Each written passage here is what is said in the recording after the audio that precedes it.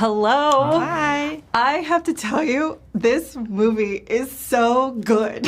I literally turned it on. I'm like 6 minutes in. We've got the first song. The fighting's happening. It's all set. And I'm just like, edge of my seat, locked in. And that never happens anymore, I feel like, for me. Like, I'm just like, okay, this is cute. No, this was fantastic. Oh, thank you so much. So, and I love the design of everything. So I want to talk to you guys about, one, designing the girls, designing the demons. Like, where did you, because the demons are so cool. Yeah.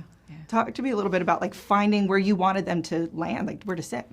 With the demons, we didn't want to go too scary, obviously. And at some point, we kind of were mining a lot of comedy from the demons.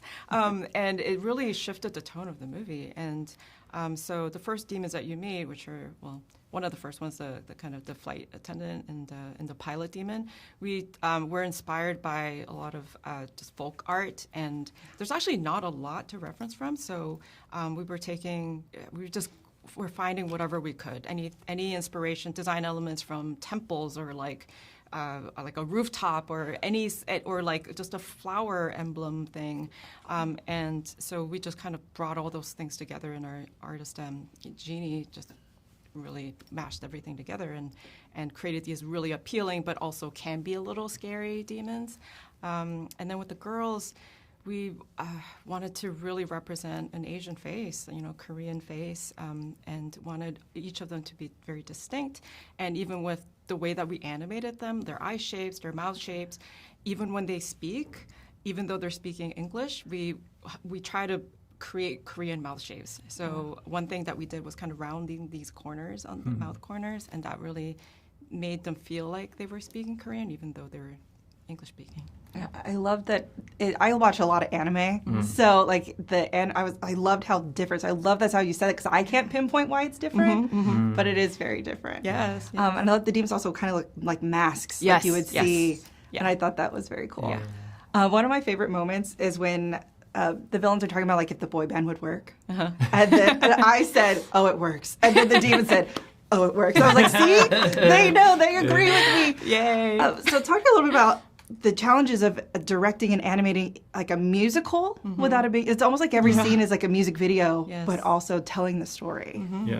Yeah, this is really, I think a recurring theme of the movie was like the kind of layering of everything, and the sort of, if any one element fails, the whole thing fails, which makes it really tricky. So you need the song to be a great pop song on those standards, but it needs to advance the story. If it's not advancing the story, you're out of luck. If it advanced the story, but it's no longer a cool pop song, you're back to square one. So it's very iterative. I think it was just us eventually finding clarity on like what is the essential story of this moment, this scene, this song, and what also can just now be delightful music and dancing and performance, and then having amazing songwriters and animators. Yeah, the songs are so good. I love Golden. I love the duet, and I like. It's hard to pick a favorite. It's hard to pick a favorite, and like the first number is like one of my favorites. I'm just like, how do I choose? You don't have to. Thank you. So what I want from you guys for the last thing is I could tell people to watch this movie. They can feel my enthusiasm. They can watch a trailer. But from you guys, why should people watch KPop Demon Hunters? It's original IP. How often do we get these? I loved how somebody was commenting on the title, and yeah, it's like very literal, but like so was Teenage Mutant Ninja Turtles, and try pitching that these days. I don't know that would fly.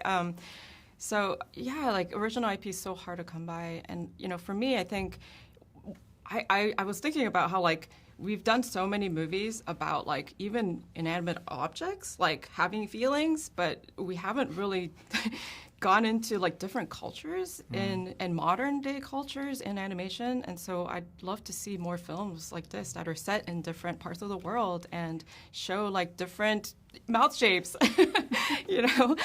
featuring different types of faces, because like, come on, we just need that variety in animation.